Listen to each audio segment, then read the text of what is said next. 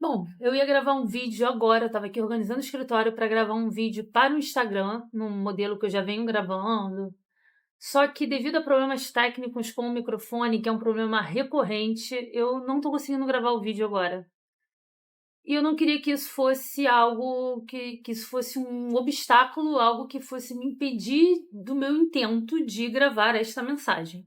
Então eu aproveitei, já que eu não estou conseguindo gravar de forma adequada, com uma síntese boa para o Instagram, que o Instagram exige esse poder de síntese, eu resolvi gravar informalmente para o YouTube. Eu já vou aprender algumas ferramentas fazendo isso. E já dou uma inaugurada aqui no canal do YouTube.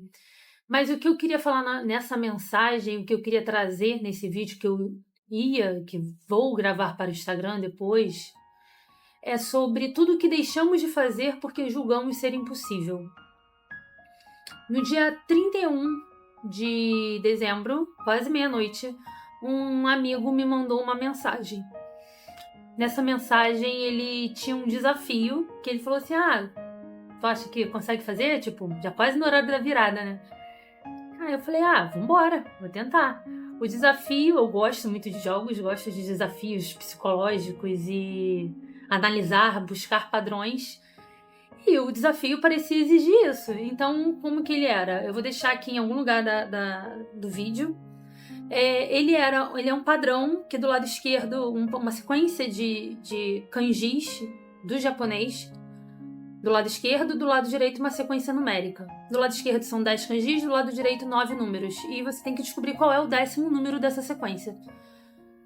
Ele me passou o desafio, eu sentei e fiquei olhando e tentando naquele padrão de imagem com aqueles números, definir um resultado para aquilo. Quando era mais ou menos 11h30 da noite, eu cheguei numa resposta. E eu cheguei na resposta correta, isso que é o mais legal. E aí eu passei para ele e ele ficou um pouco chocado. Aí ele quis saber qual foi a lógica que eu usei. Isso não importa muito qual foi a lógica, qual a lógica correta, porque eu não usei a lógica que deveria ter usado. Mas o que importa nessa história toda é que para você responder esse desafio, você precisaria ter um conhecimento prévio, técnico e específico de japonês. E eu digo isso porque a lógica ela era baseada em você conhecer não só os kanjis que estão ali, numéricos, que eu não conhecia, como você também conhecer o hiragana, que é um silabário japonês, que ele iria dar a resposta usando isso e raciocínio lógico, você chegaria na resposta. E eu cheguei na resposta sem saber isso. Eu já estudei japonês há mais de 10 anos e eu estudei muito pouco, foi muito rápido. E eu nem sabia que aquela sequência que estava ali na tela era uma sequência numérica de 1 a 10, por exemplo. Eu nem me toquei. Tanto que eu ficava tentando arrumar uma lógica para aqueles símbolos para os números. E foi bem difícil, mas eu encontrei uma lógica minha, pessoal ali, que serviu para a situação e eu cheguei no resultado correto. O que eu tirei disso? Tá? Assim, só para constar, eu conversei com outro amigo meu, ele me ajudou a calcular a probabilidade de uma pessoa acertar no chute, né, de forma aleatória, e seria 1 em cada 75 respostas, né? Então, assim, 1 para 75 é pouco, não é uma mega da virada, né? Mas ainda assim, e considerando que não foi um chute, eu passei alguns minutos em cima daquilo, raciocinando e buscando, e encontrei uma lógica que fez sentido e chegou num resultado correto. E isso me levou a pensar que se esse meu amigo tivesse me falado que era necessário o conhecimento técnico do conhecimento específico daquele idioma, eu poderia ter desistido. Não que eu não ia achar interessante buscar o idioma, até acharia, mas de repente eu não ia fazer naquele momento. Eu ia deixar para depois, outro dia, quando vier para outro ano.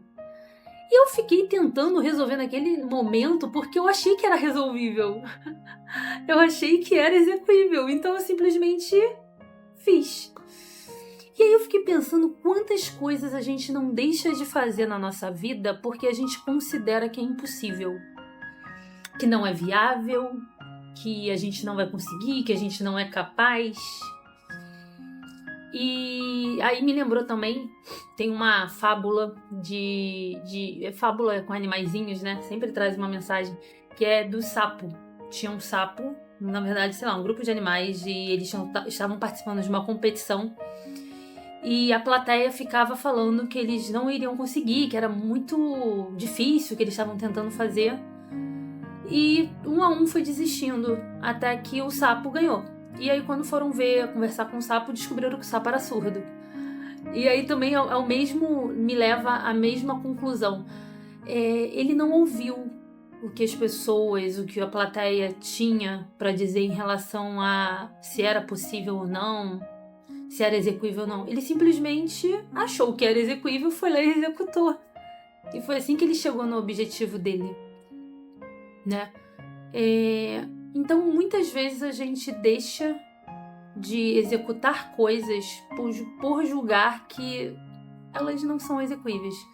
E não que você tenha que abandonar a lógica e o raciocínio no sentido de analisar bem os fatos, você analisar os riscos inerentes a uma decisão, às coisas que você tem que fazer.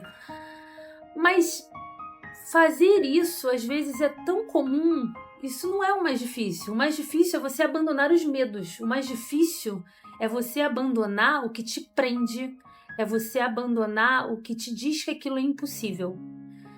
E, de boa, quando tudo isso falha, sabe? Até quando você ouve muito as pessoas falando que aquilo é impossível, que você não vai alcançar.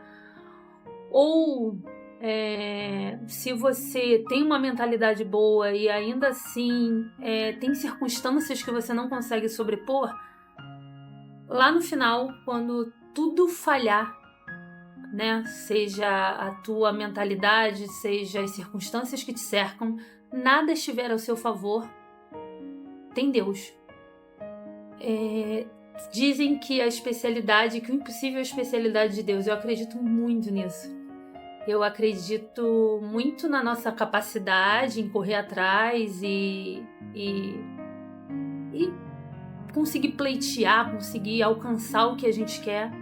Mas também acredito muito que a gente falha, que a gente erra. E quando a gente falhar e errar, vai ter Deus ali com a gente. Deus vai mostrar pra gente que aquilo que é impossível pra gente, Ele realiza. Então, acho que é isso. Acho que essa é a mensagem desse primeiro. Não que eu vá fazer vários vídeos dessa forma. Eu realmente tenho uma outra proposta aqui pro canal. Na verdade, eu me arrumei aqui o escritório para gravar o primeiro vídeo, que não seria esse. O primeiro vídeo, ele tem um outro tema. E a verdade é que eu quero usar esse canal para eu desenvolver algumas habilidades pessoais, inclusive em outros idiomas. Eu queria treinar o meu inglês, então eu resolvi fazer o canal voltado para isso, onde eu vou ler, vou estudar algum assunto e eu vou resumir ele em inglês e trazer ele aqui. Já tenho um script pronto, vou gravar agora à tarde e posto aí, sei lá, durante a semana.